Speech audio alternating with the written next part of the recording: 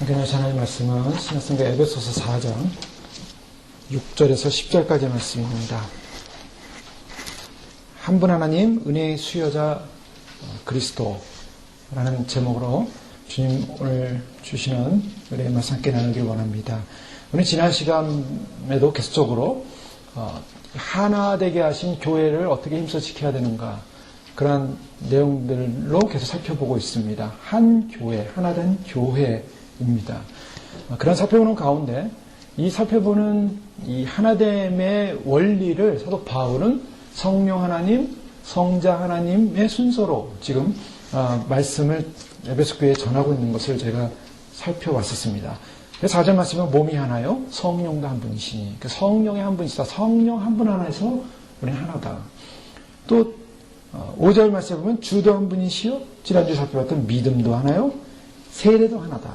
그래서 예수 그리스도 안에서 예수 그리스도의 죽으심과 부활의 동참함으로 우리도 죽음에서 살아난, 그래서 죽었던 존재, 죽은 존재, 죽어야만 되는 존재, 그래서 죽어야 다시 사는 부활의 영광에 참여하는 세례받은 존재다. 그래서 한 교회다라는 것을 살펴봤습니다.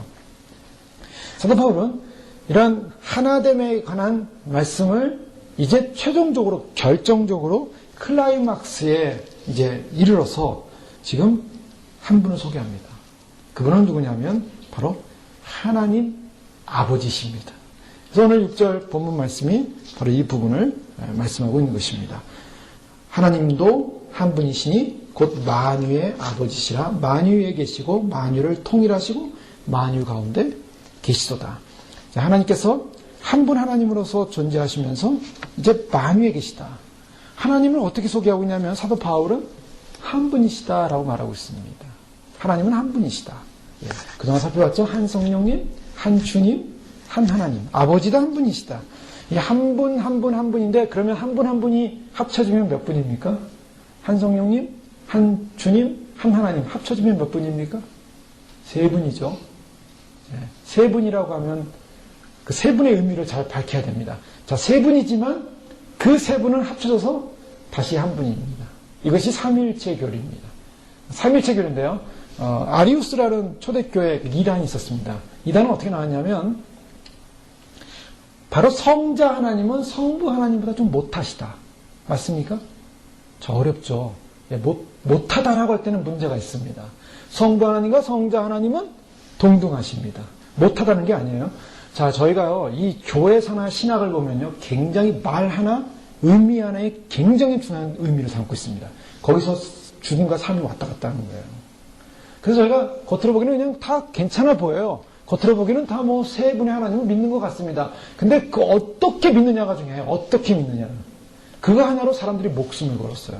그거 하나로 화형이 쳐가지고 목이 날아가고요. 사냐 죽느냐예요. 정확하게 알지 못하면, 성경 정확하게 알지 못하면, 뭐가 진리고 뭐가 비진리고 뭐가 마귀에 속하고 뭐가 하나님께 속하는 걸 알지 못하면 다 죽습니다. 그러니까 정확히 알아야 돼서, 그래서 성경을 대충 알아서는 안 되는 거예요. 대충 뭐 남들이 그러니까, 분위기가 이러니까, 저 사람이 저러니까, 저 사람 괜찮은 사람이 저러니까 그것 따라가면 죽습니다. 성경 정확하게 알아야 됩니다. 자, 하나님보다 좀 모자라시다. 조금 모자라시다. 그러면 조금 모자라니까 괜찮겠지. 아닙니다. 거기서 이단이 나오는 거예요. 절대적인 이단입니다. 아리우스파라 그래요. 그래서 313년 니케아 정교회의 때 아다나시우스와 아리우스가 논쟁을 합니다. 그 논쟁의 내용은 성자 하나님이 성부 하나님보다 조금 밑이냐, 조금 위냐, 같으냐 이 문제를 가지고 싸웠던 거죠. 그때 아리우스는 성자 하나님은 하나님보다 조금 부족하다. 왜? 하나님에서 나왔기 때문에. only begotten son입니다. 오직 유일한 하나님, begotten son. 그럼 뭘 말하냐면 하나님에서 나온 독생자라는 거예요. 독생자. 하나님으로부터 나왔다. 그래서 예수 그리스도를 어떻게 하면 유출설이라는 게 있어요. 유출설. 예수님은 하나님으로부터 이렇게 나온 존재다. 그러니까 어떻게 합니까? 하나님의 부속품처럼 느껴진다는 거예요. 하나님과 동등되지 않다고 느껴지는 겁니다. 그렇습니까? 그것까지만 생각하면 이단이라는 거예요. 자, 유출돼서 예수님은 하나님보다 좀 부족한 존재가 아니시라 하나님으로부터 나왔지만 하나님과 동등하신 거예요. 이것이 하나님의 속성이에요. 성령님도 예수님보다 좀 부족한 것 같죠? 왜요?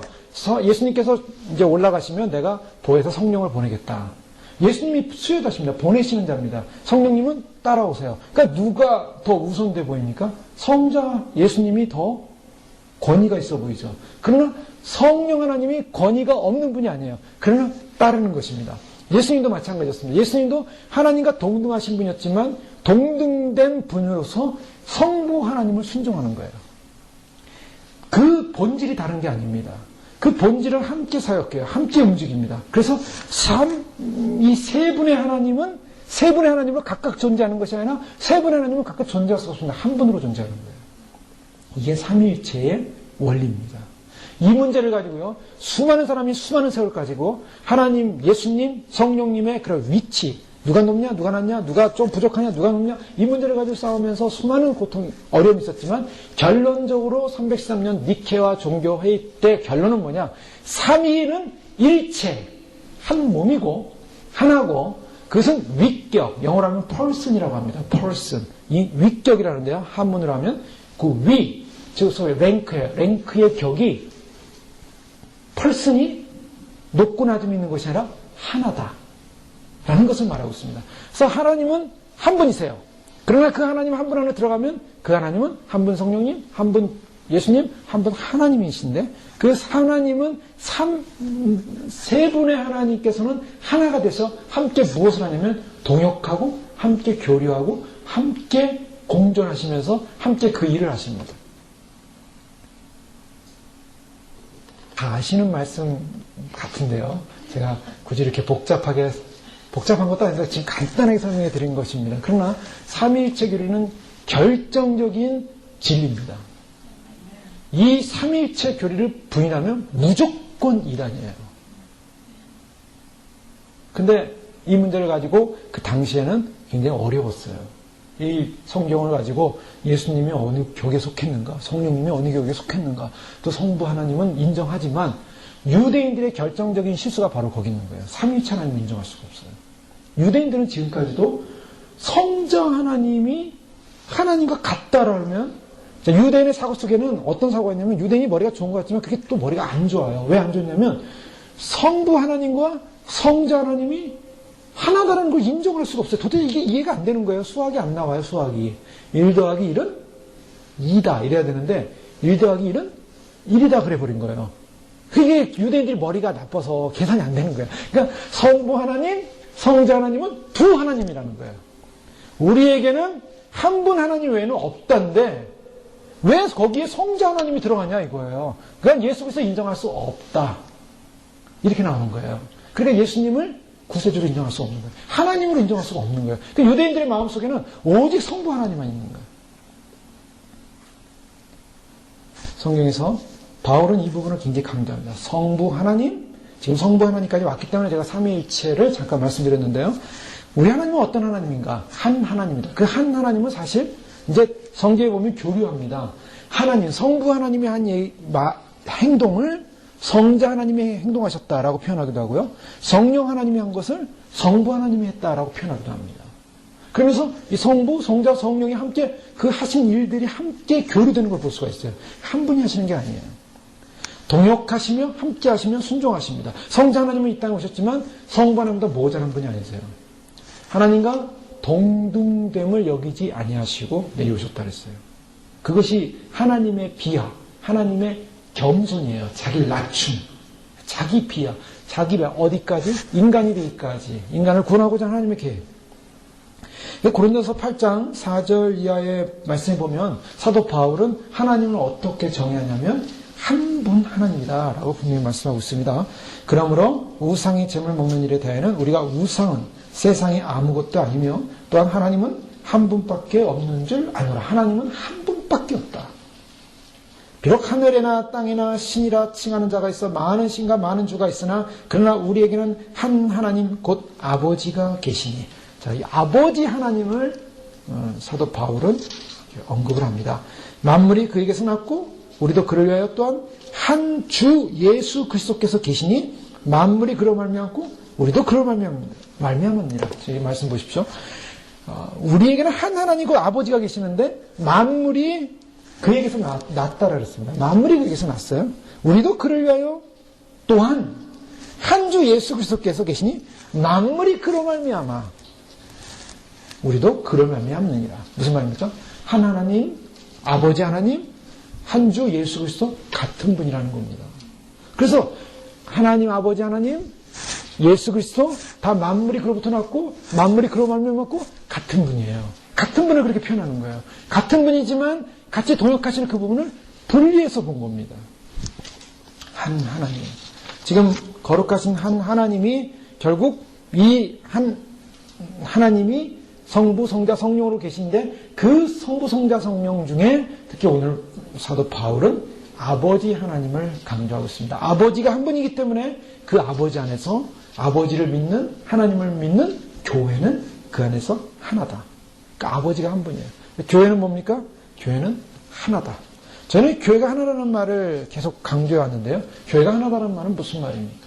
교회가 하나다라는 말은 이것은 한 몸을 말하고 있다 그랬죠. 그리스도가 머리시고 한 몸입니다. 근데 그 몸 안에는 어떤 역사가 일어나냐면 이제 살펴보지만 오늘 본문에 보면 만유 가운데 계시도다. 만유 가운데 계시도다. 우리 하나님께서 어디 계시냐면 어디 계십니까? 하늘에 계셔서 하늘 보좌 앉아 계시죠. 그런데 그 하나님은 또 어디 계시냐면 만유 가운데 계신다. 즉 교회, 한 몸 된 교회 안에 계신다는 것입니다.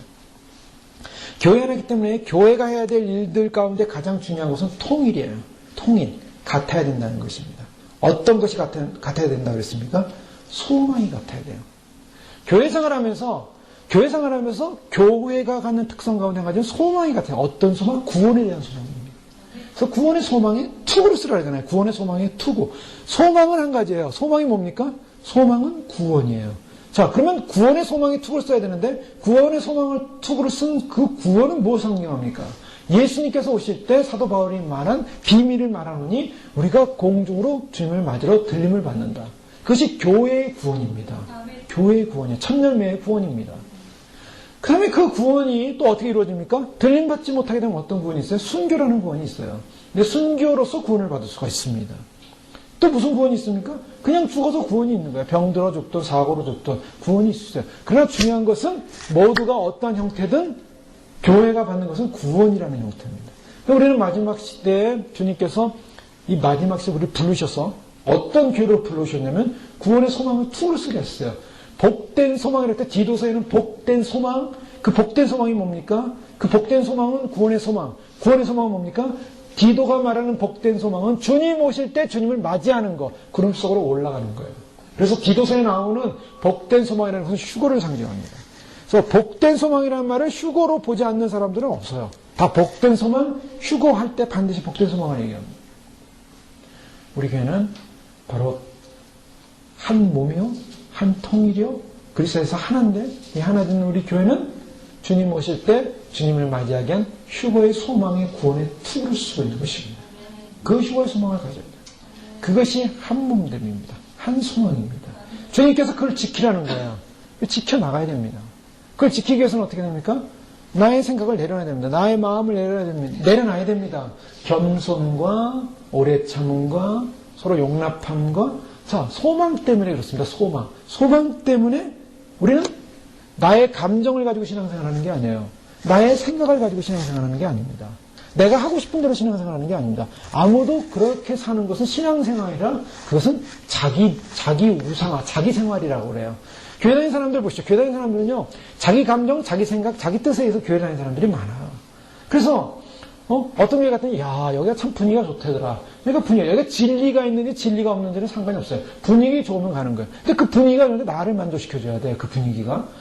내 자녀들을 만족시켜줘야 돼요. 그래서 내 자녀를 만족시켜주는 교회를 찾아다니는 사람들이 많아요.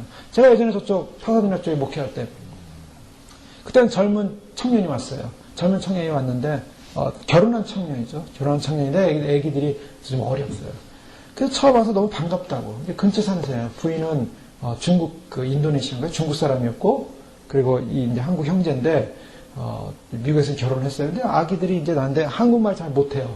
이 형제도 미국에 군대를 갔다 오고 미국에 왔는데 워싱턴 시애틀 대학을 나왔는데 이 한국말을 못해요.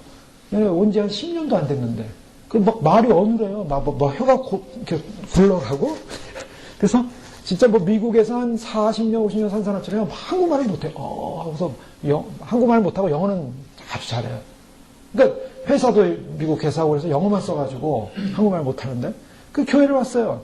그래서 교회를 왜 이제 어떻게 오게 됐냐, 우리 교회 어떻게 오게 됐냐 그랬더니 아이들의 인성 교육이 필요한 것 같아서 교회 왔대요. 아이들이 있어요. 예전에 교회 다녔냐? 워싱턴에 있을 때 친척 있었는데 그분이 교회 다녀야 그래가지고 교회 가서 성가대도 하고 교회 다녔다는 거예요. 예수님 그냥 믿는데요. 그런데 예수님 믿는데 교회를 왜 나왔냐 그랬더니 아이들의 인성 교육을 위해서 나왔대요. 자, 그 얘기를 들으면서 제가 지금 충격을 받았어요. 교회를 다니고 신앙을 가졌다는 사람들이 젊은 사람이 교회를 선택하는 이유, 교육받기 위해서 좀 뭔가 도덕적인 삶을 살기 위해서 애들이 이 미국 생활하면 여러 타락할 수 있고 여러 가지 뭐 부모가 통제 못하는 상황으로 갈 수 있으니까 애들을 교회에서 좀 잡아줬으면 좋겠다. 그러면 교회에서 잡아주는 교회면은 좋은 교회다. 거기에 진리가 있는지 말씀이 있는지 거기에 생명이 있는지 그건 상관없어요. 아이들이 거기 집단에 들어가서 재미있게 놀면서 살다 보면 죄 짓는 곳으로 안 가겠지. 그 정도 생각이에요. 그 정도 수준이에요. 근데 그 교회가 그걸 만족시키지 못한다는 생각해 보십시오. 그걸 만족시키지 못한다. 그럼 어떻게 돼? 내 감정, 내 생각, 내 뜻대로 사는 게 교회는 주님이 말씀하신 진리를 따라가는 것입니다. 주님이 십자가 보혈을 통해서 값주고 사신 곳인데 이 교회를 통해서 무엇을 하신가? 뭐가 진리인가? 하나님을 만나는 자리까지 가게끔 인도하는 것이 교회입니다. 하나님을 만남으로 어떻게 해야겠다고요? 그 다음 단계가 뭡니까? 신의 성품에 참여하게 하려 함이라. 교회가 존재하는 목적은요. 교회에서 내가 나를 만족시켜준 게 아니라 내가 깎이고 부서지고 무너지는 곳입니다. 교회는 완성된 사람이 절대로 올 수가 없어요. 완성된 사람이 오지도 않아요. 교회 온 사람도 다 보시죠. 다 불완전한 사람들이죠. 근데 불완전한 사람들이 교회 와서 뭘 합니까? 하나님의 진리의 말씀 앞에 자기를 보면서 자기의 절망을 보는 것입니다. 그리고 자기 절망 앞에서 뭐 합니까? 하나님의 말씀을 따르기 위해서 변화되고자 하는 자기 부인이 있어요. 자기 부인. 자기 셀프 디나이얼을 했죠. 자기 죽임. mortification. 자기를 완전히 죽이는 것. 이 과정을 겪는 것이 교회입니다. 근데 사람들은요, 교회에 와서 뭐가 되고 싶습니까? 교회에 와서 인정받고 싶어요. 교회에 와서 킹이 되고 싶어요. 교회에 와서 공주가 되고 싶어요. 교회에 와서 사람들에게 대접받는 존재가 되고 싶어요. 교회가 그걸 만족시켜주지 않으면 그 교회는 자기한테 별로 필요한 교회가 아닌 거예요. 그것은 교회를 잘못 알고 있는 것입니다. 교회는 와서요, 무너져야 돼요. 교회는 와서 낮아져야 돼요. 교회는 와서 희생을 배워야 됩니다. 내가 하고 싶은 대로 하고 내가 원하는 거 하는 게 교회가 아니에요. 진리 앞에 순종하는 것이 교회입니다. 그래서 예수님 보십시오. 예수님께서 본인이 원하신 대로 했다면 십자가를 지셨겠습니까? 십자가 안 지시죠. 너희도 각자 자기 십자가를 지고 나를 쫓으라. 교회는 십자가를 지고 따라가는 곳입니다. 십자가 지는 것이 재밌습니까? 즐겁습니까? 십자가는 고통이에요. 십자가는 못이 박혀야 돼요. 나를 죽여야 돼요. 교회는 예수님을 믿는 그 순간부터는 주님을 따르기 위해서 그 생명의 주님과 함께 부활하기 위해서 절대적으로 자기가 죽어야 될 십자가를 지고 따르는 것이 교회 생활입니다. 교회 생활을 사람들이 잘못 알고 있어요. 교회 생활하면은 행복한 교회 생활. 그래서 이 교회들 소개하는 그런 그 팜플렛들 보면요. 행복과 복이 있는 교회, 기쁨이 있는 교회. 뭐 좋아요. 좋은데 사실은 그것만을 바라보고 교회 갔다가는 그 기쁨이 만약 없어 보십시오. 그 기쁨이 어디서부터 오는 기쁨입니까? 기쁨은요. 자기가 죽어야 기쁨이 와요. 내가 살았으면 절대 기쁨이 없습니다. 어디에 가도 기쁨이 없어요. 그 기쁨이라는 것은 자기를 만족시켜주는 자기의 감성적 기쁨일 뿐이지 그건 지나고 나면 다 아무것도 아니에요. 내가 철저하게 주님 앞에서 죄를 드러내면서 그 죄가 주 앞에 용서받을 때 기쁩니까? 안 기쁩니까? 그 죄를 용서받았다는 기쁨이 있어요. 그 기쁨. 그게 천국에드리는 진정한 샬롬의 기쁨입니다. 내가 낮아져야만이 그 기쁨이 와요. 내가 겸손해야만이 그 기쁨이 와요. 내가 애통해야만이 그 기쁨이 와요. 그게 기쁨입니다. 그런데 세속적 가치관의 기쁨을 원하고 추구하는 사람들은 그 세속적 원함의 가치관의 기쁨을 추구하는 사람들은 그것이 아무리 추구하고 찾아보려고 해도 그 기쁨이 오지 않아요. 그 하나님의 기쁨을 느낄 수가 없어요. 맛보할지어다. 너희는 그것을 맛보할지어다. 맛을 본 적이 없어요. 하나님 앞에서 무너짐으로 오는 그 기쁨을 맛본 적이 없어요. 사도 바울은 한 분 하나님을 소개하면서 한 분 하나님 한 분 안에서 우리가 통일을 이루고 교제를 이루고 그래서 우리가 그러한 연합됨을, 통일됨을 놓치지 말아야 되는데, 하나됨을 놓치지 말아야 되는데, 그 하나됨을 놓치지 않는 과정 속에 진정으로 하나됨을 이루는 것은 자기가 죽고, 자기가 낮아지고, 그리고 죄가 토해지고, 그리고 내가 희생되어지고, 내가 불편하고, 내가 고생하고, 내가 섬기고, 내가 녹아지는 것. 이것이 교회 생활의 본질이다. 그러면 그렇게 하면은 나한테 불행한가? 아닙니다. 그것을 해본 사람들은, 그것을 경험한 사람들은 거기에 하나님이 주는 즐거움이 있음을 발견하게 돼요. 하나님이 주는 기쁨이 있음을 발견하게 돼요. 그게 세상에서 얻어지는 기쁨이 아니에요. 뭐 세상에서 만족해서 얻어지는 기쁨이 아니에요. 그 기쁨을 느껴야 됩니다. 그 기쁨을 맛봐야 되는 거예요. 그래서 그 기쁨 속에 있을 때 그런 기쁨을 아는 사람들이 모여서 뭡니까? 거기에 진정한 화해가 일어나는 거예요. 거기에 진정한 연합이 일어나는 거죠. 한 하나님 안에서 필연적인 그런 낮아짐의 통일을 이루는 것, 이것이 중요한데요. 우리 하나님은 어떤 분인가? 하나님 안에서는 모든 사람들이 결국에는 하나님 한 분을 경배하고 예배하는 하나님의 질서 안에 머물게 됩니다. 그래서 지금은 우리가 예수사랑교회라는 교회의 지체로 있지만 이 교회의 지체는 또 우주적인 교회 안에 머물러 있어요. 그래서 앞으로 구원받아야 될 백성들이 함께 모여 연합되어지는 교회를 형성할 것입니다. 그러나 그 연합되어지는 교회 앞에서 서기까지, 그 연합된 교회 안에서 우리가 공동체의 질서 안에 서기까지 주님은 우리의 작은 몸된 교회 안에서 주님의 지체로서 성숙하고 변화되어지고 깎이고 바뀌고 만들어져 가기를 원하십니다. 그래서 교회를 주시는 거죠. 요한계시록의 4장의 말씀에 보면 모든 생물들과 모든 보좌에 있는 그런 그룹들이 주님을 찬양하며 경배합니다. 천사들이 경배합니다. 천사의 수가 천천여 만만이라. 그리고 구원받은 백성들이 다 경배합니다. 요한계시록 7장 9절에 12절에 보면 수많은 백성들이 주님을 경배합니다. 그동안 구속받은 인류 역사 가운데 구속받은 모든 백성들이 주님을 경배하는 모습을 보게 됩니다. 하늘나라에는 분열이 없습니다. 하늘나라에는 불화가 없습니다. 하나님 나라는 오직 질서요, 그 질서 안에서의 영광입니다. 그 질서 안에서의 영광은 뭘 말하냐? 하나님이 중심이라는 거죠. 신앙생활에서 내가 중심이 아니라 하나님 중심입니다. 우리 요한일서에 살펴봤던 것처럼 우리의 신앙은 어디서 출발했느냐면 나로부터 출발하면 안 돼요. 내가 원하는 것, 내가 기뻐하는 것, 내가 좋아하는 것에서 출발하는 신앙은 아니에요. 하나님으로부터 출발해야 돼요. 하나님의 말씀으로부터, 하나님의 진리로부터 출발해야 돼요.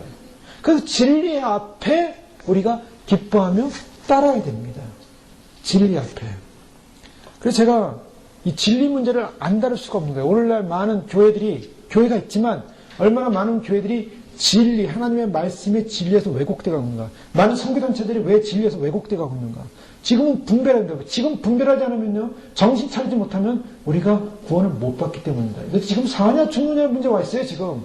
우리 교회는 그런 사냐 죽느냐의 문제 와 있어요. 왜요? 지금 우리가 주님 오심을 외치고 있습니다. 주님 오심 증거합니다. 이것조차도 사람들은 믿지 않고 있어요. 이걸 전하는 사람조차도 이상하게 보고 있어요.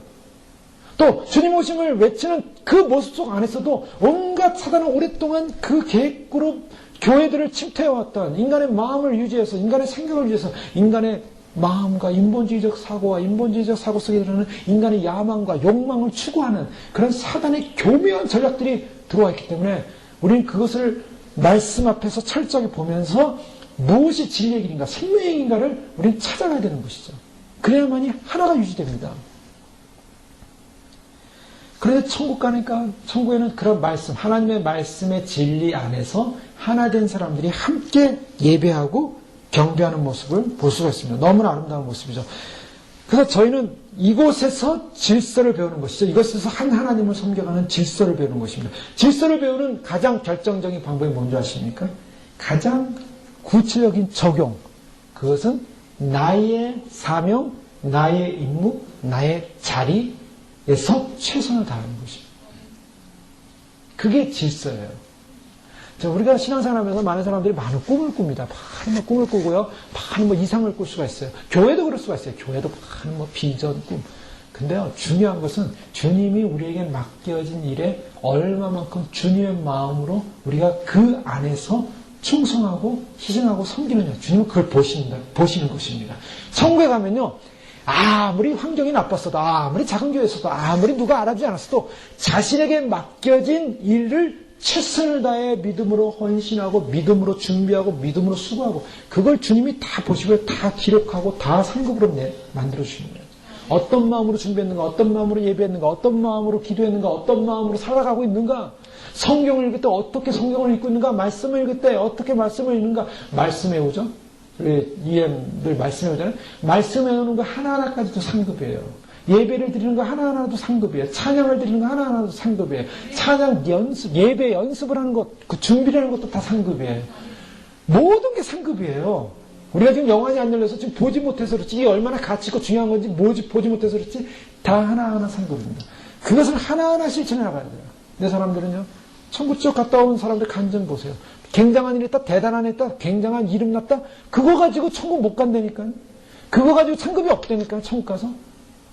내가 한 일, 작은 일 아무도 알아주지 않지만 내가 주 앞에서 믿음을 하는 일, 골방에 들어가서 기도한 일, 주님과 대화한 일, 다 상급으로 올라가는 거예요. 여러분, 기도는 그냥 내가 기도만 막 하면 그걸로 응답받으면 끝나는 게 아니에요. 기도하는 그 자체가 상급이에요. 상급을 많이 받으시려면 기도를 많이 해야겠습니까? 조금 해야겠습니까?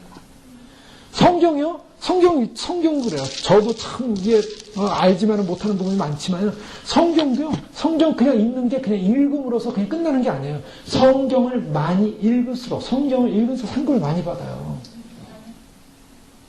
엉뚱한 데 가서 내가 무슨 대단한 일을 상급받는 게 아니에요. 주님 앞에 주님과 교제하는 시간, 주님과 만나는 시간, 주님과 함께하는 시간이 다 상급이에요. 그 천국 가면 놀라는 일이에요. 이 사람은 세상에서 아무것도 한 것도 없고 기도만 했는데 왜 이렇게 상급이 큽니까? 이 사람은 유명했는데, 이름 났는데, 유명한 사람이라고 해서 막 사람들을 막 감동시키고 다녔는데 아무것도 집이 없고 상급도 없고 개털모자 쓰고 다닌다 이거 개털모자. 천국에서 개털모자만 써도 그래도 모자 없는 사람보다 낫대요. 다 멸류관 쓰고 다니는데 개털모자 쓰고 창피해서 다니고 창피해서. 천국에 창피함이 있을 것 같으면 없어요. 있대요 실제로. 창피한 그 부끄러움이 있어요. 그래서 우리가 보통 공력 심판하면은 상급이 없으면 부끄러운 심판을 당한다고 하잖아요. 개털모자. 남들은 다 보석에 대한 의자였는데 어떤 사람은 나무 의자예요. 나무 의자는 지금은 나무 의자도 나무가 좋으니까 좋은 나무면은 좋은 의자죠. 근데 천국은 나무 의자는 가장 부끄러운 수치예요. 그 나무 의자 앉는 사람은 지금 하면 홈리스가 이렇게 길거리에 앉는 거 똑같은 거예요. 창피한 일이에요. 모든 것이 상급이에요. 주님을 바라보면서 주님을 위해서 하는 모든 마음, 행동, 그런 삶. 저는 너무 감사한 게 우리 교회, 모든 우리 지사님, 목사님, 우리 권사님, 우리 모두가 정말 주님 앞에서 주님 앞에서 알곡으로, 믿음으로 그렇게 섬기시고 봉사하는 모습이 너무 감사한데요.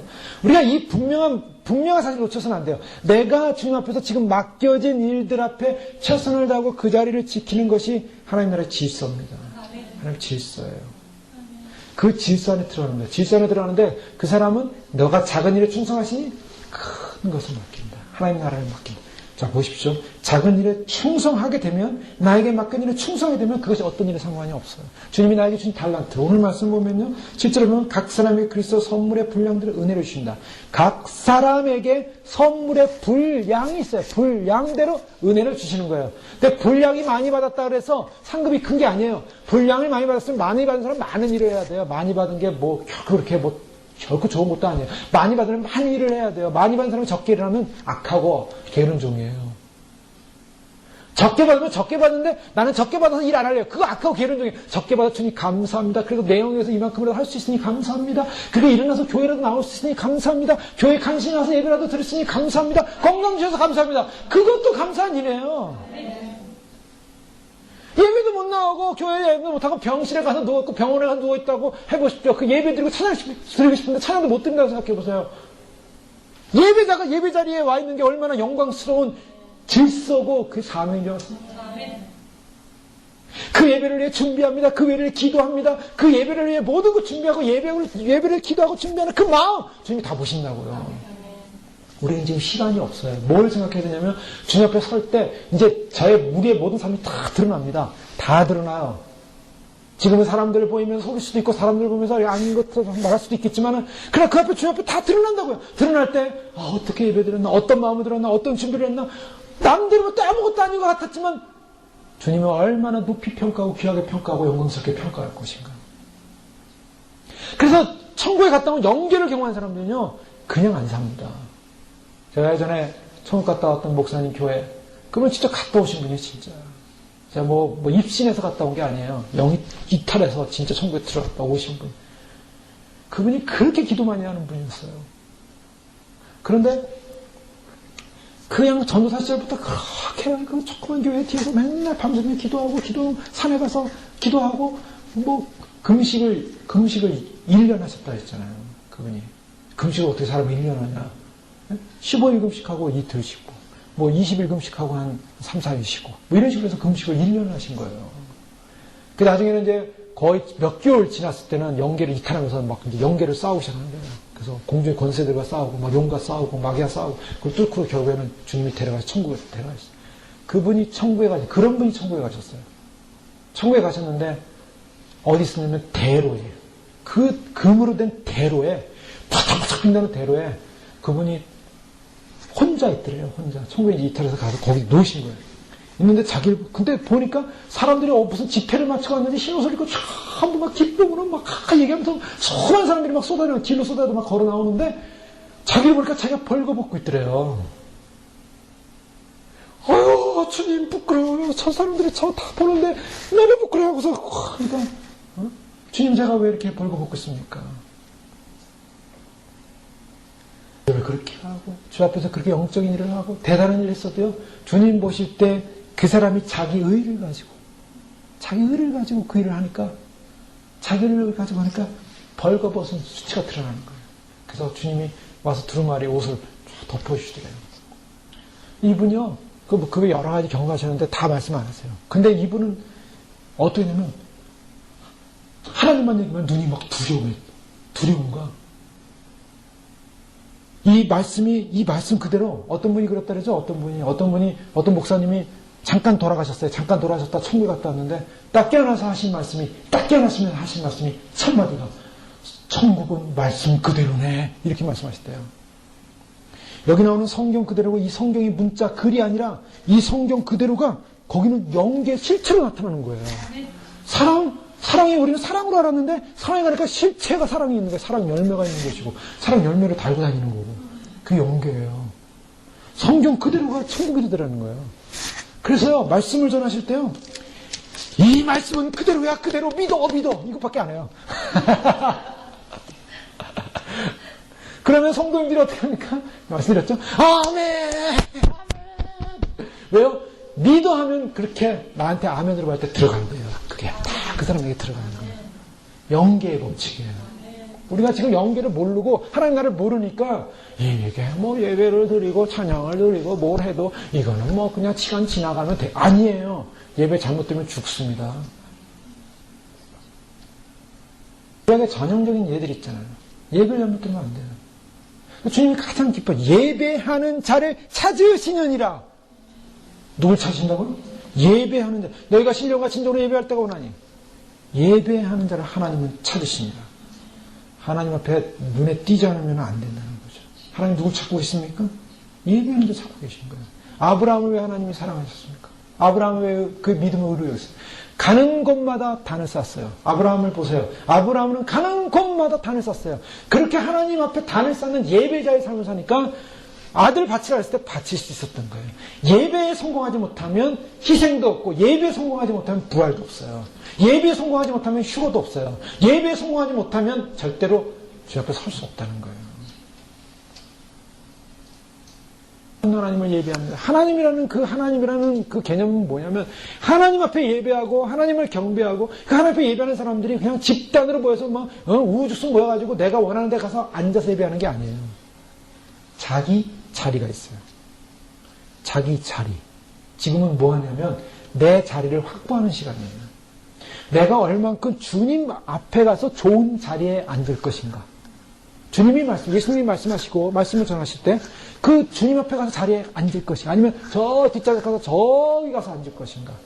어떤 사람은 저 변들이 가고, 성고 있는 집들도 주님의 보좌가 있는 생명수 강의 근원이 있어요. 생명수 강의 주님의 보좌로부터 나오는데 그게 에스겔에서 다 나오지 않습니까? 에스겔에서 보면은 하나님의 보좌로부터 물이 흘러나오잖아요. 그 개념이 바로 그거예요. 그거는 하나님의 보좌로부터 생명수의 근원이 시작된다는 거예요.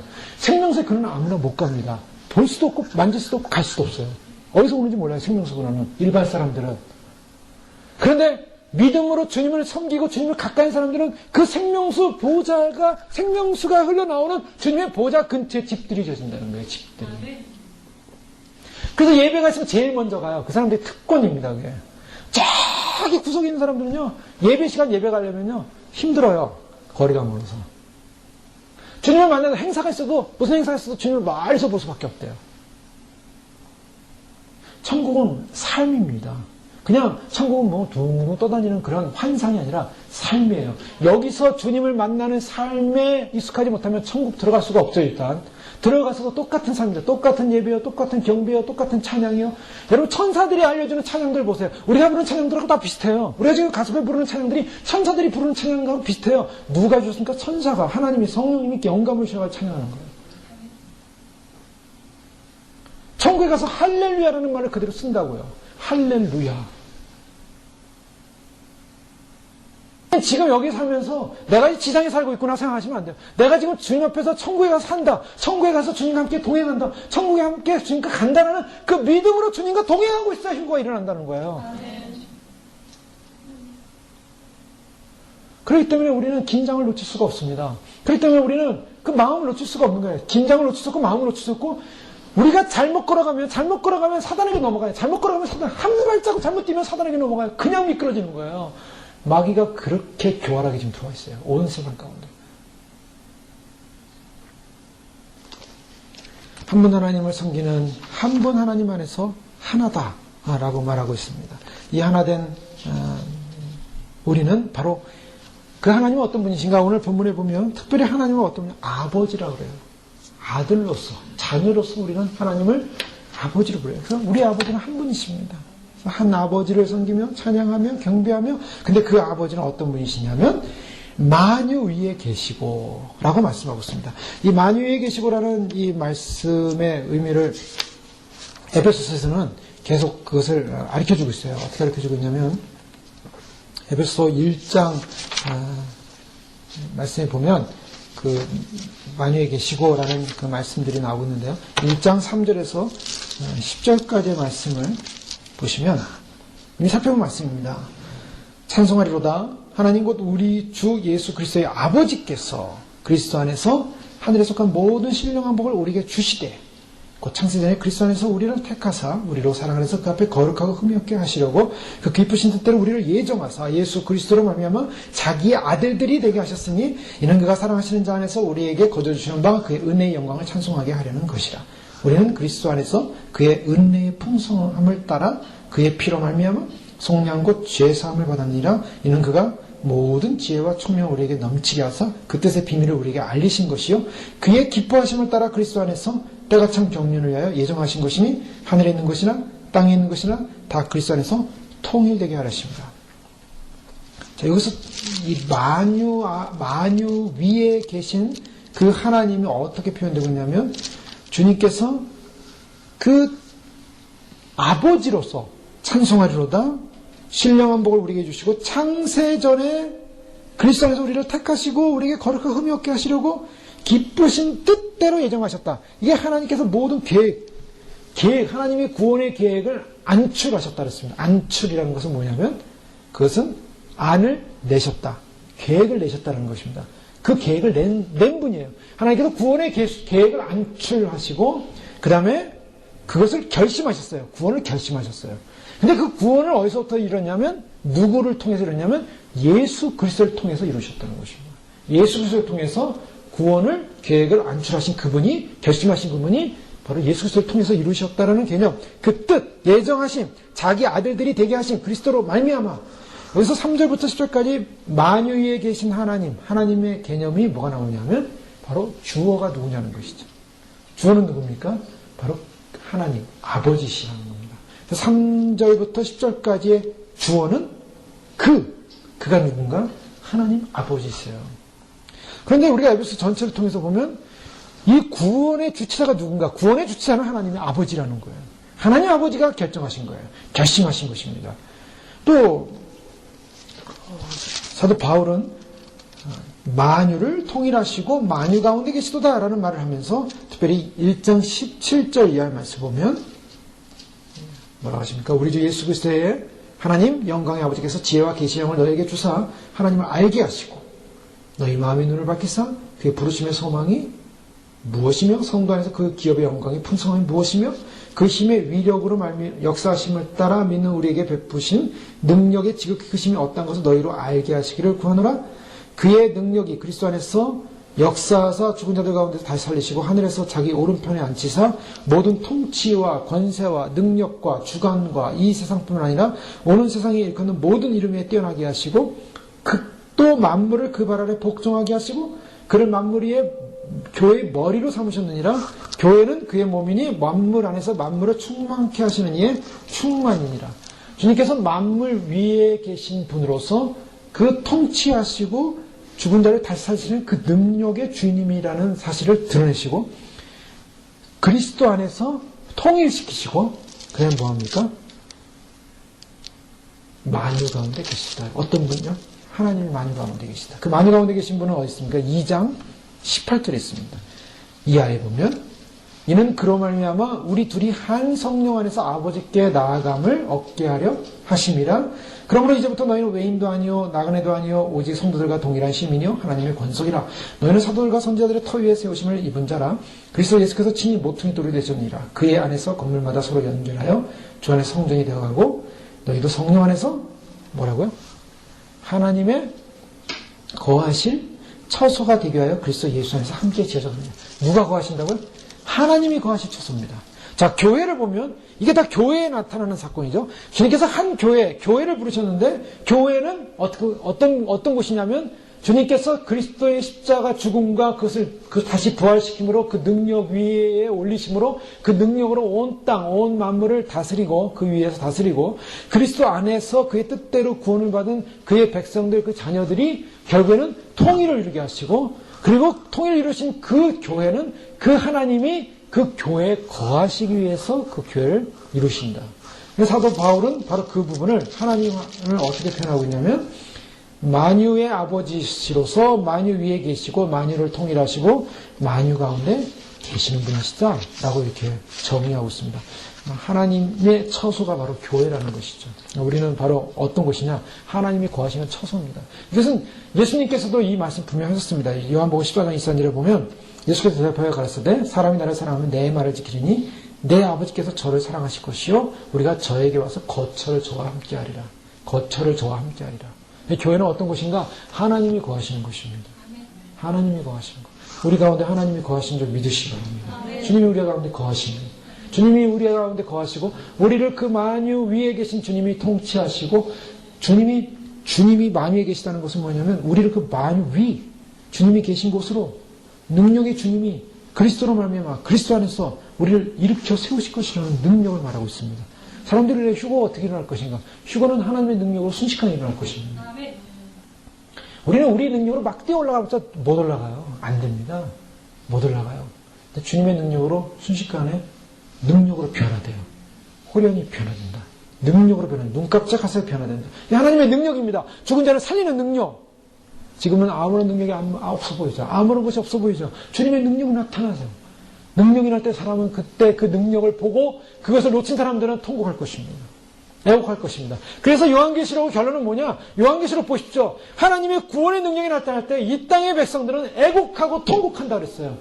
그들은 상고들은 애곡하고 통곡한다 그랬어요. 세상 사람들이 남아있는 일은 더 이상 웃음이 끝이고 더 이상 결혼의 기쁨이 끝이고 더 이상 잔치의 기쁨이 끝이고 더 이상 아이를 가진 기쁨에 아이를 낳은 기쁨이 끝이고 더 이상 세상에서 즐거워했던 잔치가 끊어지고 전부 애곡할 것이다.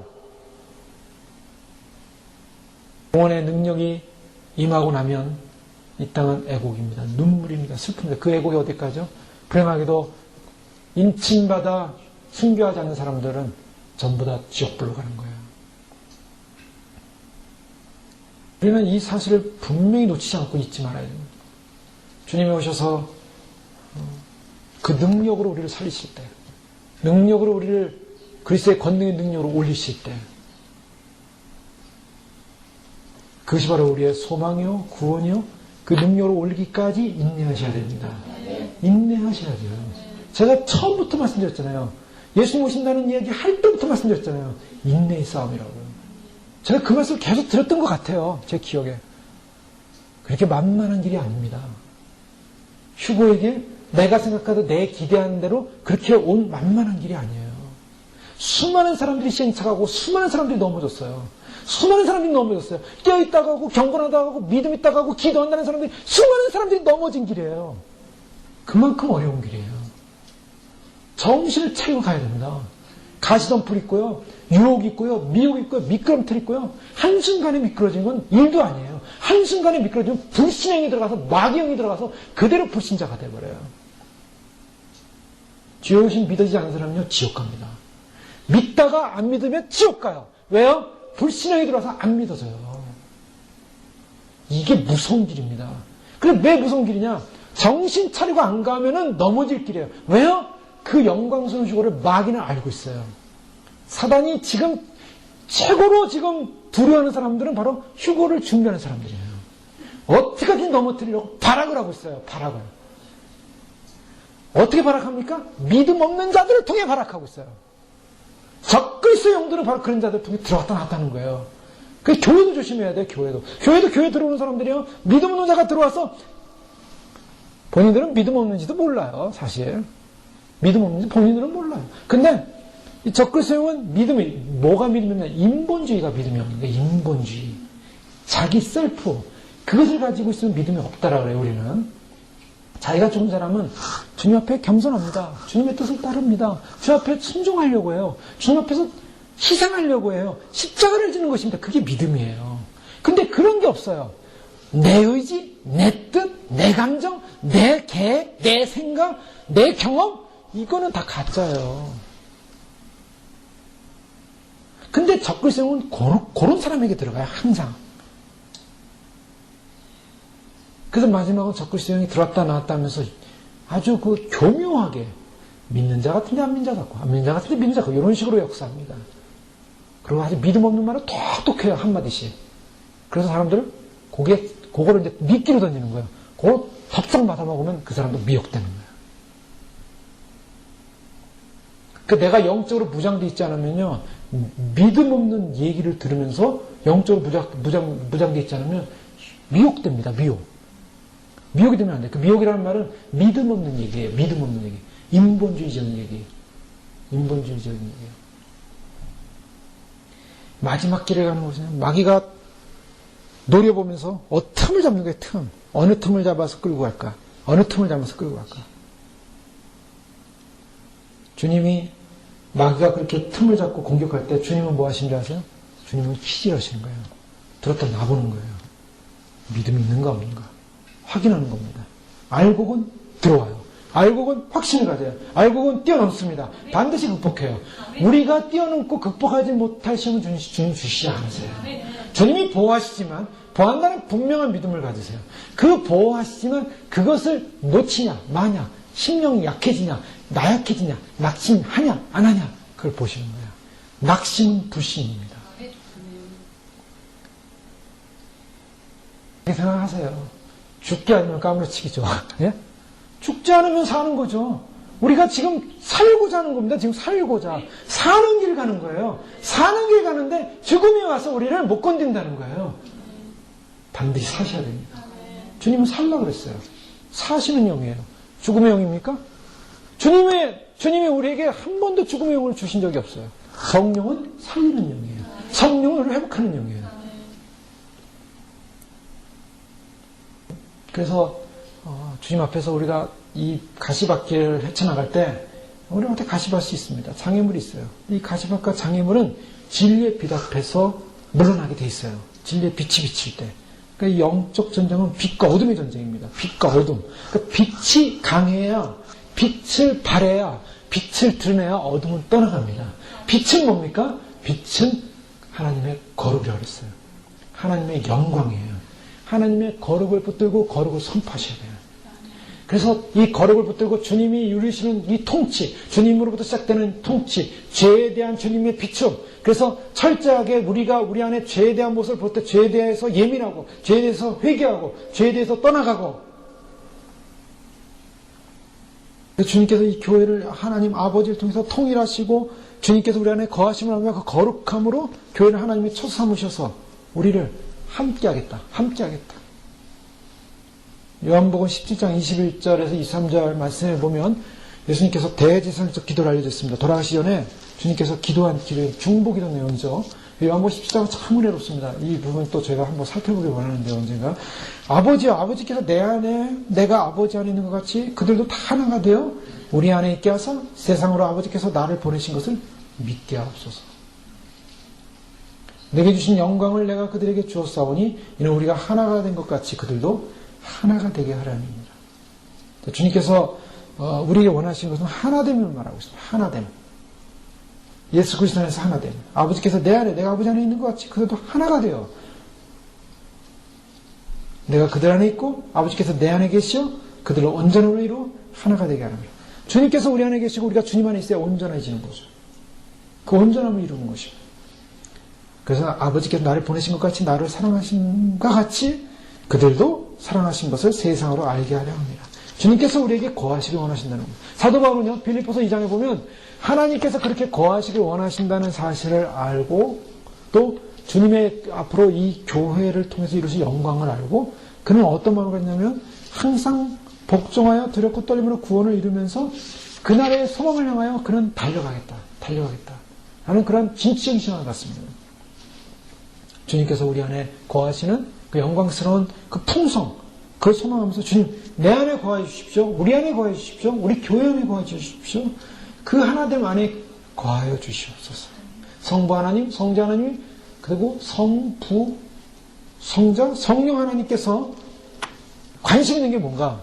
오늘 에베소 통해서 계속 결론적으로 사도 바울은 그것은 구원이라는 것입니다. 구원 안에 관심이 있다. 구원 안에 우리 구원을 이끄시기 위한 하나님의 그 놀라운 그 열정, 통일, 그 구원의 영광 가운데 세우기 원하신다는 것. 그 구원 가운데, 영광 가운데 세우는 그 교회는 바로 한 교회예요.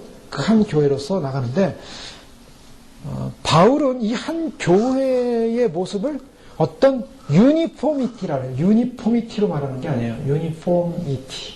그래서 어떤 유니폼을 다 입고 있는 사람들로 말하고 있진 않아요. 유니티입니다. 유니티. 그래서 뭐냐면 하나다. 그 하나는 다 똑같다라는 게 아니에요. 각자 달라요. 그 교회는 각자 다릅니다. 각자 은사가 다르고 위치가 다르고 다 다른 거예요. 다 다르기 때문에 그 각양 선물의 분량을 각 사람에게 은혜를 주셨는데 그런 각 사람들이 은혜를 받아서 그 다음에 뭐가 됩니까? 11절 이하에 보면 이제 그 각 사람들이 나와요. 그래서 11절 어떤 사람은 사도로, 어떤 사람은 선자로, 어떤 사람은 복음 전하는 사람, 어떤 사람은 목사, 교사. 그래서 각 교회의 은사들을 두고 분량을 주셔서 결국 그 서로 다른 은사의 분량들이 결론적으로 보면 한 몸을 이루는 거예요. 한 지체를 이루는 거예요. 그래서 이걸 아셔야 됩니다. 저희가 하나님 나라 가서도 기업을 받고 상급을 받고 그리고 쓰임을 받을 때 똑같이 쓰임받는 사람 없고 똑같은 일을 하는 사람 없고 똑같은 사람이 하나도 없다는 거예요. 이 지상 가운데 하나님은 어떤 분이냐면 꽃을 봐도 사람을 봐도 동물을 봐도 똑같은 건 없어요. 완전 100% 똑같은 거 없어요.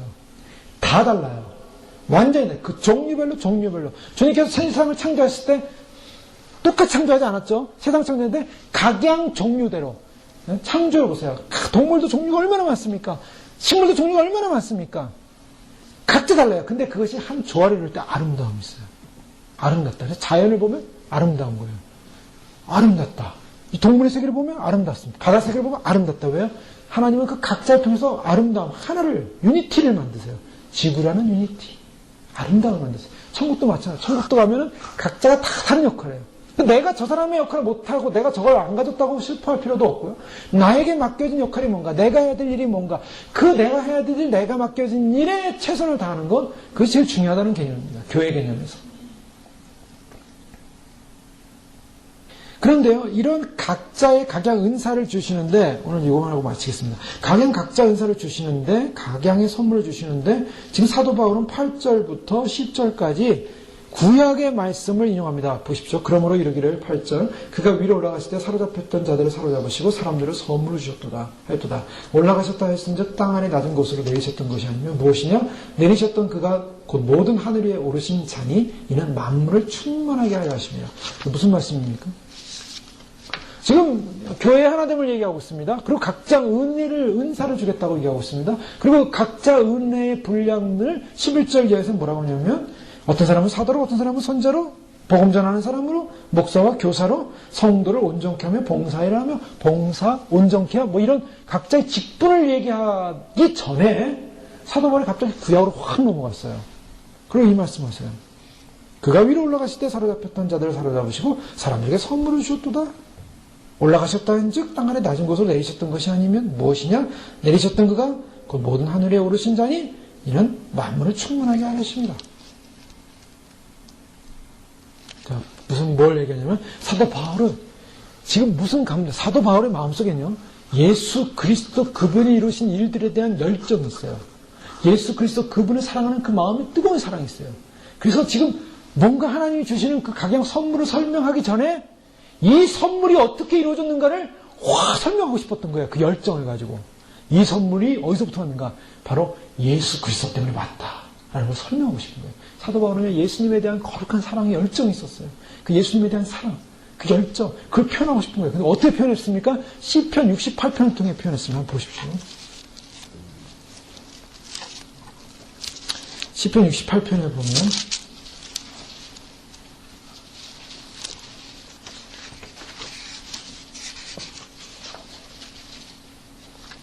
네, 18절 말씀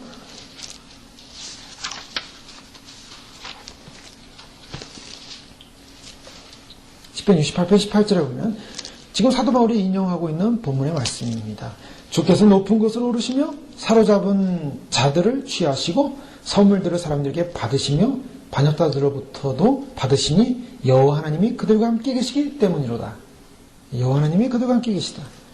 자, 이 말씀을 가만히 보십시오. 이 말씀은 지금 다윗이 전쟁에서 승리하고 났을 때 그 승리한 기쁨을 찬양하면서 주 앞에 시를 쓴 것입니다.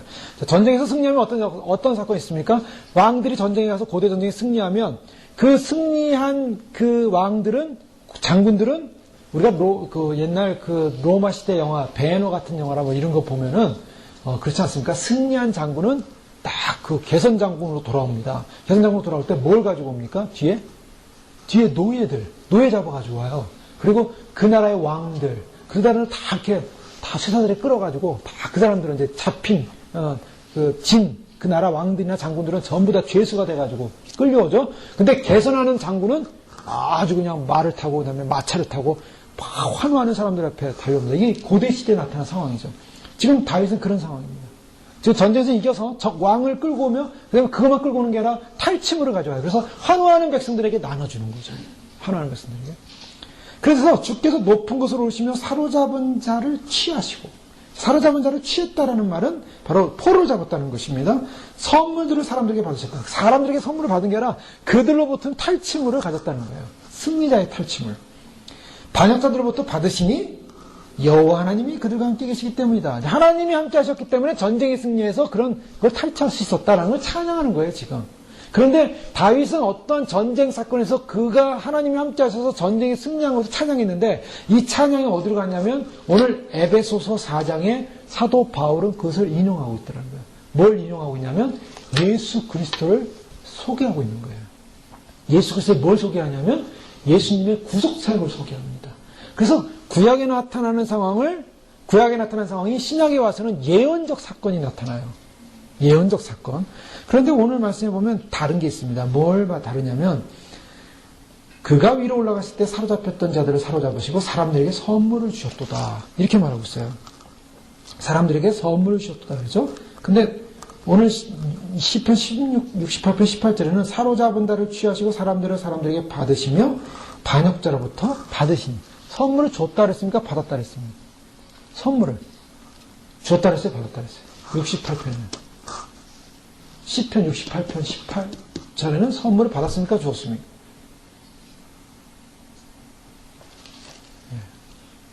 비교해보면요. 주님이 고개 끄덕거려요. 뭘 알았어요? 받았습니까? 줬습니까? 받았습니다. 68편, 18편은. 근데 오늘 8절에는, 4장 8절에는 선물을 받았습니까? 줬습니까? 자, 주셨습니다. 그래서 이것을 보면서, 이거 봐라. 성경 비평학자들은 성경이 이렇게 틀리지 않느냐. 성경에서 68, 18편을 받았는데 왜 줬다 그러느냐. 그러니까 하나님 말씀은 틀리고 오류가 있는 거야. 라고 말을 한다는 거예요. 맞습니까? 그렇게 해석하면 안 됩니다. 절대로. 그래서 성경을 볼 때 성경을 보는 관점과 신학과 성경 전체를 통해서 보지 못하면요. 문제가 생겨요. 그래서 이거를 그냥 이 부분만 주장하면서 이거 보십시오. 이게 틀리지 않았습니다. 아닙니다. 절대로 틀린 게 아닙니다. 반대인데요. 받은 거와 준 거 완전히 반대죠? 그런데 이것을 어떻게 풀어야 됩니까? 예수 그리스도의 사건을 통해서 풀어야 됩니다. 반드시. 왜요? 사도 바울은 지금요, 뭘 말하냐면 예수 그리스도를 말씀하고 있는 거예요. 시편 68편, 18편을 보면서 예수 그리스도에 대한 계시를 받은 겁니다. 이거는 예수 그리스도 사건이구나. 예수 그리스도 사건을 갖다가 그가 에베소를 쓰면서 예수 그리스도 사건의 해석을 가지고 쓴 거예요.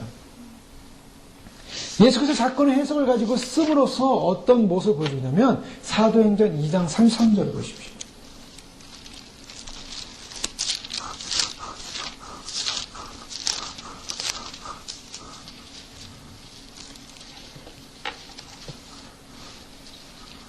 같이 한번 봉독하겠습니다. 사도행전 2장 33절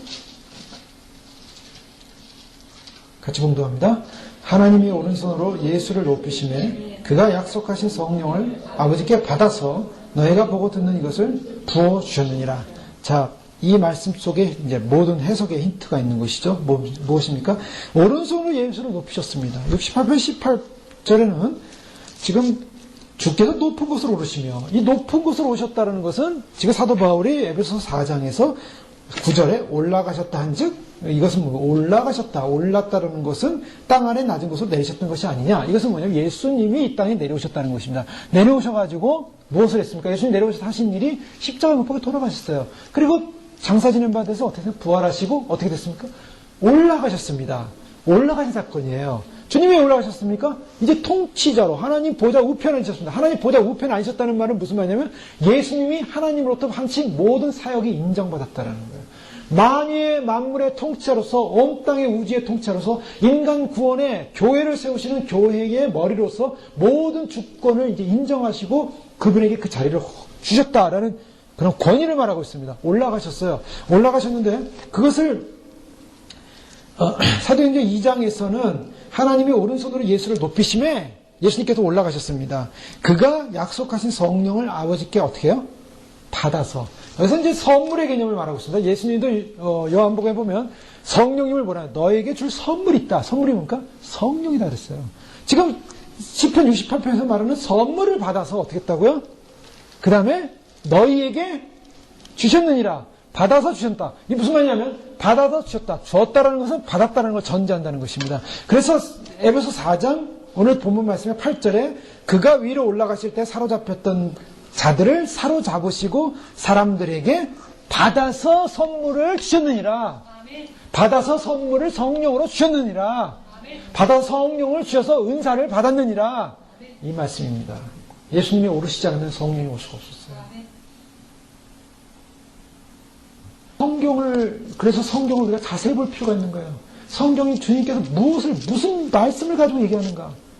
그래서 오늘 말씀하시는 것은 지금 사도 바울이요. 교회의 각양 은사대로 은사가 주어졌는데 이 은사를 가만히 보니까 이 은사는 예수님의 구속사역과 관계가 있었던 거예요. 그 예수님의 구속사역을 다시 한번 강조한 거예요. 그분이 이 땅에 오셔서 십자가에 못 박혀 돌아가셨다가 결국 오르셔가지고 승천하신 다음에 오르셔서 하나님 보좌 우편에 앉으셔서 이제 성령을 각 사람에게 부어주셨다. 근데 부어주실 때 무엇을 보십니까? 그분이 탈침으로 부어주셨다. 이거 개념이 뭐냐면 승리하셨다는 겁니다.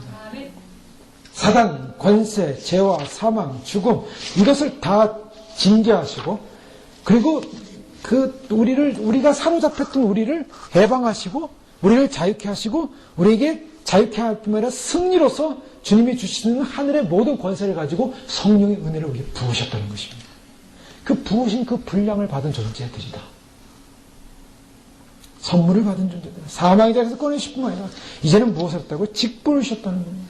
직분을 주셔서 우리가 이제는 그것을 누려야 되고 그것을 행해야 되고 그것을 우리가 그 자리를 지킴으로 하여금 각자가 자리를 지키는 그 은사대로 섬기고 봉사함으로 교회는 한 아버지 안에서 하나다. 그 하나의 영광을 누려야 된다. 여기서 우리가 받은 은사대로 열심히 봉사하고 섬기고 수고하고 우리가 충성할 때 주님 앞에 가는 그날 주님께서 우리를 인정해 주실 것입니다. 바로 우리는 그 일을 그것을 예비하고 있는 것입니다. 그것을 준비하고 있습니다. 저희가 주님 오시는 그날에 그 영광스러운 자리 서기에서 오늘도 10절 보십시오. 그가 모든 하늘 위에 오르신 자니 이는 만물을 충만하게 하려십니다. 그 만물의 충만은 하늘에서 충만, 교회에서 충만, 우리 안에서 충만, 충만히 경험되어진다는 것이죠. 그래서 주님, 우리가 제목이 있습니다. 우리는 우리가 주어진 그 성령의 은혜대로, 은혜를 받은 존재대로 우리가 교회 안에서 충만하고, 우리의 사명이 충만하고, 우리의 사역이 충만하고, 우리의 삶이 충만하고, 영광스러운 충만의 자리를 놓치지 않게 하여 주시옵소서. 그래서 주님 오실 때 주님을 맞이할 수는 그 거룩한 축복의 자리, 생명의 자리 놓치지 않고 그 충만의 하나로서, 한 교회로서 주님께서 주님 오심을 예배하는 신부교회로서 준비시켜주고 있는데 끝까지 믿음 안에서 승리하셔서 주님 오시는 날 주님을 맞이하는 그런 저와 우리 교회 되기를 주의 이름으로 축원합니다. 기도하겠습니다. 이 시간 기도하면서 얼마나 영광스러운 부름을 받았는지요. 한 아버지 안에 부름을 받았습니다. 우리 하나님이 우리 아버지라고 부를 수 있는 은혜의 특권, 이것은 교회에게 주어진 특권입니다. 예수 그리스도로 말미암아 예수 그리스도를 통하여서 우리는 아버지께로 인도를 받았습니다. 우리가 주님 오시는 날 주님 신랑 되신 예수님 맞이하여 신랑 되신 예수님이 우리의 손을 붙잡고 아버지께로 이끌 것입니다. 그때는 물론 성령님도 옆에서 계시겠지만 신랑 되신 예수님의 예비하신 그 길을 따라 우리는 바로 그 삼위일체의 길을 걸어서 성부 하나님 주님 앞에 가서 우리 성자 예수님께서 신랑 예수님께서 말씀하실 것입니다. 내가 사랑하고 사모하고 그렇게 기다리고 그렇게 예비했던 신부입니다. 아버지가 기뻐하시며 웃으시며 아버지가 기뻐하시며 아들의 결혼을 기뻐하시며 혼인잔치의 영광의 기쁨, 그 통일의 기쁨, 그 하나됨의 기쁨, 죄로 말미암아 분리되었던 인간 하나님과 분리되었고 아버지와 분리되었고 바로 예수님과 분리되었고 성령님과 분리되었던 죄와 죽음의 인간들입니다. 예수님의 그 낮아심과 올라가심으로 말미암아 구속받은 구속의 은혜 가운데 영광스러운 성령님을 만난 성령님과 예수님과 하나님과 연합되어지고 하나 되어지는 삼위일체의 영광의 은혜 가운데 들어가는 거룩한 교회로 부르셨어요. 그 충만, 만유의 충만, 하나님의 충만을 우리에게 누리라고.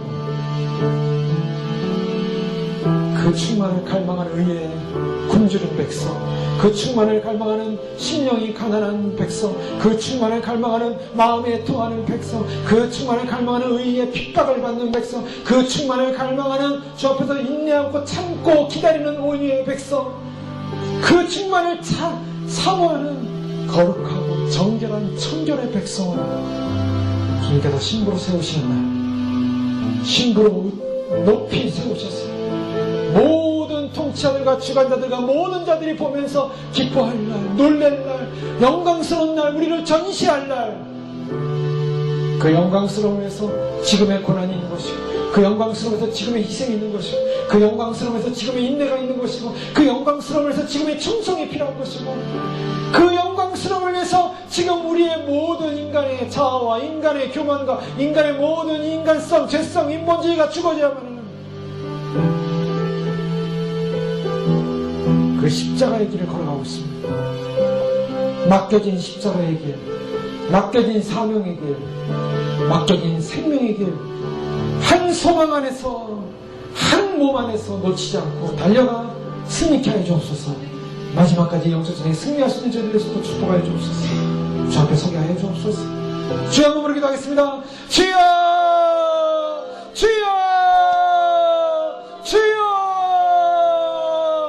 거룩한 부름, 거룩한 사랑, 거룩한 은혜 부름받았습니다.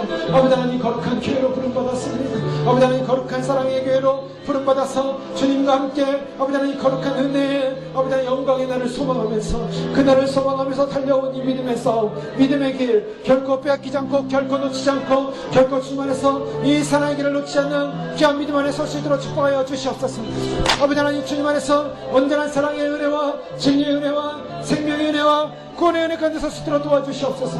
믿음 안에 생명 안에 진리 안에 구원 안에 우리가 설 때 주님의 영광 바라봅니다. 주님의 은혜 바라봅니다. 주님의 진리 바라봅니다. 주님의 진리, 주님의 영광의 소망을 의지합니다. 아버지 하나님 주님이 주시는 거나 영광의 소망 바라볼 때 아버지 주시는 영광 기쁨 아버지 하나님 놓치지 않게 하시고 아버지 하나님 기뻐하며 감사하며 우리가 하는 모든 행위들이 주 앞에 상급이 되어 올려지며 주 앞에 드릴 모든 상급이 되어 영광을 돌리며 주 앞에 드릴 모든 상급이 되어 주를 만나며 주님을 만나시는 아버지 그 길 앞에서 싸우니 그 길을 인도받고 있사오니 성령님께서 아버지 아들을 영화롭게 하며 아들은 아버지를 영화롭게 하며 아들과 아버지 성령님과 아버지가 하나 되어 연합되어지는 그 한 몸의 질서 안에 아버지 하나님 우리가 한 질서를 이루며 아버지 하나님 극양 은사 가운데서 한 질서를 이루시는 부르신 아버지 하나님 하나님께서 우리를 아버지 하나님 아버지께서 성령이 아버지 하나님 참으로 주님 하나님의 영광스러운 은혜의 은사를 받아 아버지 우리에게 부어주신 아버지의 승리하신 아버지의 영광스러운 승리하신 아버지의 영광스러운 축복 아버지의 영광스러운 기쁨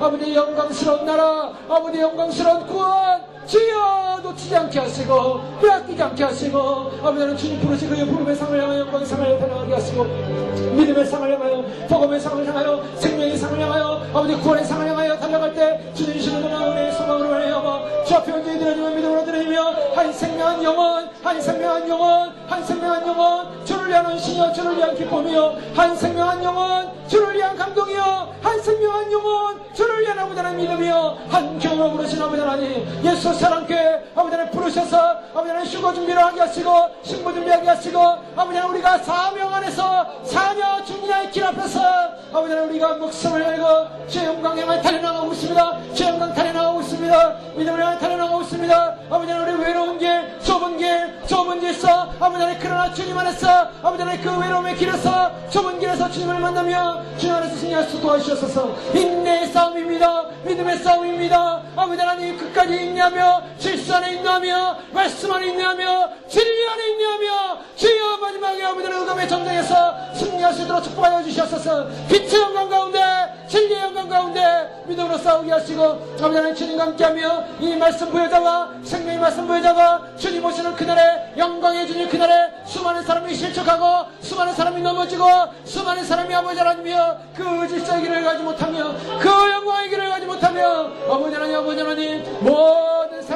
모든 사람이 넘어진다 할지라도 상 받는 자는 한 명이라고 했사오니 끝까지 상을 받게 하여 달려가게 하시고 그 교회의 완성을 향해 달려가게 하시고 생명의 길을 달려가게 하시고 부서지고 깨어지고 희생하고 섬기고 나의 뜻대로 신앙생활하는 것이 아니라 주님의 영광과 주님의 나라를 위하여 믿음으로 아버지는 이기는 걸 하시도록 하나님 축복하여 주시옵소서. 우리는 진리 전쟁에 서 있습니다. 믿음의 전쟁에 서 있습니다. 아버지 하나님 끝까지 믿음으로 싸우게 하시고 끝까지 믿음으로 주를 바라보게 하시고 아버지 깨어 준비하게 하시고 세속의 영 더러운 영 아버지 악의 영 아버지 흑암의 영 아사단의 영 진리가 주 앞에 사유케 못하게 하는 아버지 하나님 어둠의 영들은 떠나가며 아버지 우리 모두가 아버지 하나님 생명의 능력으로 진리의 능력으로 오직 그리스도의 능력으로 충만하게 되는 아버지 역사를 보게 하여 주시옵소서. 주 역사를 보게 하여 주시옵소서. 주 역사를 보게 하여 주시옵소서. 주 역사를 보게 하여 주시옵소서. 구원의 역사를 보게 하여 주시옵소서. 아버지 하나님 하나님 아버지님 놀라운 생명의 역사를 보게 하여 주시고 아버지 하나님 믿음의 싸움에 승리하시는 아버지 하나님 참으로 이 믿음의 견고한 싸움에 승리하시는 아버지 하나님 믿음의 싸움에 견고할 수 있는 흔들리는 믿음으로 저 앞에 설 수 있는 아버지 앞에 온전히 설 수 있는 생명의 길 앞에 온전히 설 수 있는 구원의 길 앞에 온전히 설 수 있는 저들의 모습들에게 도와주시옵소서.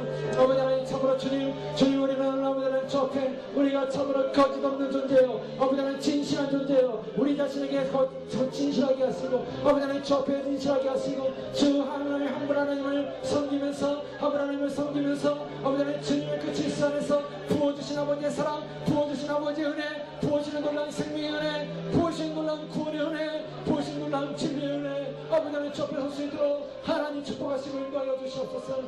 주님 감사합니다. 수많은 노래와 같은 백성들 가운데 주님이 우리를 참열매의 자리로 인도하시기 위해서 택하셨습니다. 주님께서 택하셔서 진주와처럼 진주문에 세울 영광스러운 새 예루살렘 성에 세울 거룩한 신부가 되게 하여 주님 우리를 단장하시고 예배하시고 준비케 하신 거룩한